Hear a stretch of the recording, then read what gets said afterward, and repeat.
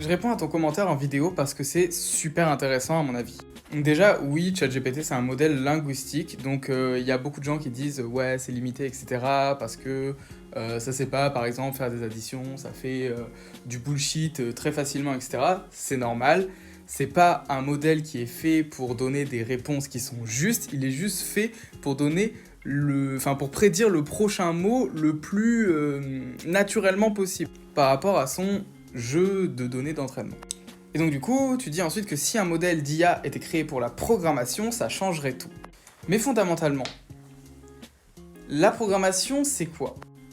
C'est utiliser un langage de programmation pour résoudre un problème.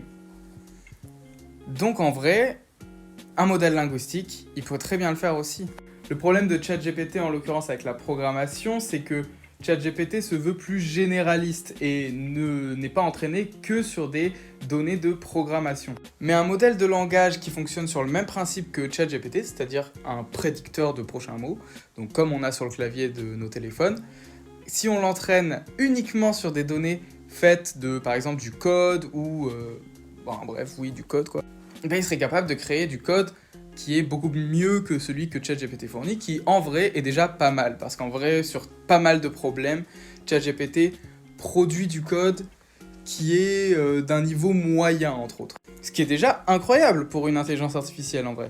Ensuite, il faudrait un modèle annexe pour créer la structure du programme pour répondre à notre problème. C'est-à-dire si on veut du code qualitatif, donc qui est bien trié avec les bonnes classes mis dans des bons fichiers qui leur correspondent bien, etc.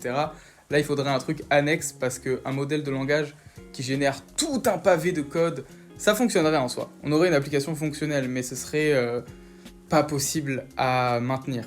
Et donc voilà, en vrai, un truc qui crée une structure qui soit cohérente et un modèle de langage qui génère du code, et je pense que ça suffirait. Et du coup, ça fonctionnerait en soi sur le même principe que ChatGPT.